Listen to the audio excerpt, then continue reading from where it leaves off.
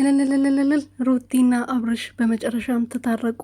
ለነሱ ብዙ ሰው ዋጋ ሲከፍል ነበረ። ኤፋዬ ከመጀመሪያ ጊዜ ጀምሮ ከሩቲዬ ጎን ነበር። እግሯ ስር ሳይወድቆ ስለመናት ነበረ።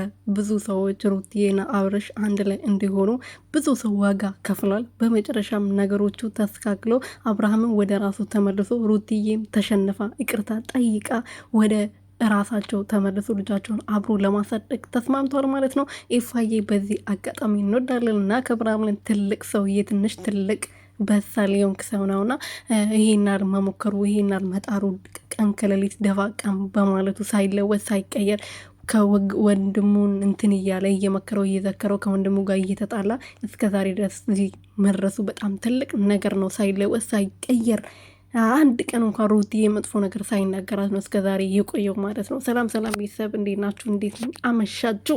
እኔ በጣም ደህና ነኝ ከእናንተ ሀሳብና ናፍቆት በስተቀር። ለዚህ ቪዲዮ አዲስ የሆናችሁ ሼር ላይክ እያደረጋችሁ ደስ ያላችሁ ደግሞ ኮመንት ላይ እልልልል እያላችሁ ኮመንት ላይ ጻፉልኝ ማለት ነው። እኔ በጣም ደስ ብሎኛል። ምክንያቱም የሩትዬ ፈገግታ ማየት ነው ልዬ ራሱ እንዴት አባቱ ደስ እንዳለው ማለት ነው። ከእናትና ከአባት ጋር ልጅ ማደግ ማለት በጣም ትልቅ ነገር ነው። ምክንያቱም ከእናትና ከአባት ጋር ሲያድግና ብቻው ሲያድግ አንድ አይደለም። የልጅ ይጎዳል ታውቃላችሁ፣ ብቻው ሲያድግ ማለት ነው።